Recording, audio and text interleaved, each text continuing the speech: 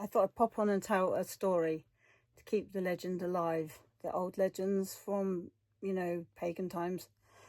So this story is a very old story from Ireland, which is where Halloween, which is Samhain, originated from. So in the 18th century, there was a man in Ireland in a village that is no longer there called Stingy Jack. Now, Stingy Jack was stingy. That's how he got his name. So he would go to the bar and get everyone to buy his drinks, and then he would promise to pay people back, and he'd promise to buy them drinks and never do it.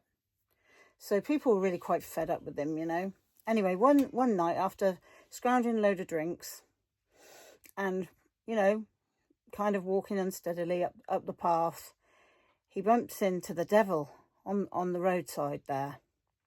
And the devil says to him, "I've come for your soul." And Jack says to him, "Well, I tell you what, let me have one drink before you take my soul. One last drink." "Well, how can I do that?" says the devil. I don't have any access to any money.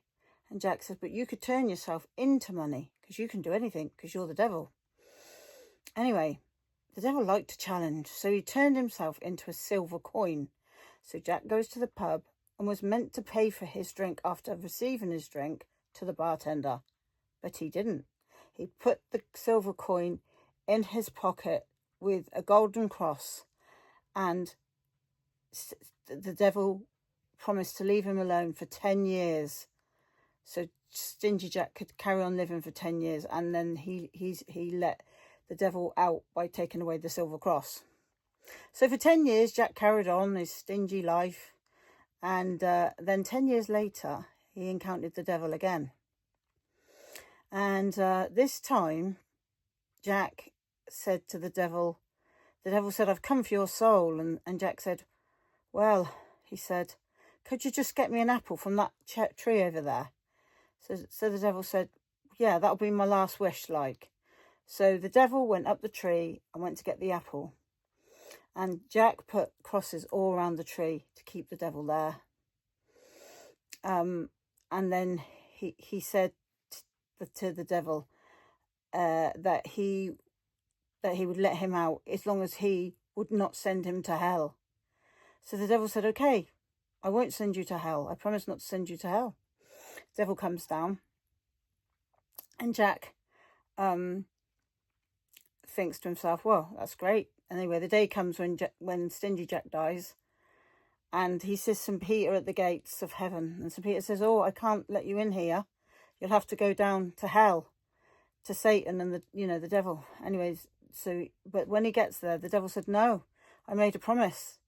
So no, I'm not going to let you into hell." Not that I think Stingy Jack wanted to go there, because who would? Anyway, so he had to roam the earth. So he was roaming the earth with nowhere to go. And he just had this hot coal. That's all he had. And he was roaming the earth. Anyway, so in the end, he basically, his soul is meant to still be haunting everywhere, even now. So he carved a pumpkin, and he put the hot coal from hell. He put it into the pumpkin to light his way, and it lit his way. And apparently he's still out there today. He's been out there ever since. And that is why in Ireland they started to carve the turnips, because they didn't have pumpkins. It was only at the time of the Irish diaspora, when they went to America at the time of the famine, which is when they started to carve the pumpkin and put the candle in the pumpkin. And that's why we have the pumpkins today. But yeah, it's important, I think, to try and remember the story. I might not have got it totally correct, so anyone who knows the story better than me, please correct me. But yeah, I think it's a fascinating story. And pumpkins are a lot easier to carve, apparently, than turnips. So when they got to America, it was a bit of an easier job for them. Anyway, that's all from me. My little Halloween story. I love Halloween, and I hope everyone's enjoying, the run up to it. And I've got some good things to be going to and doing. All right, bye now.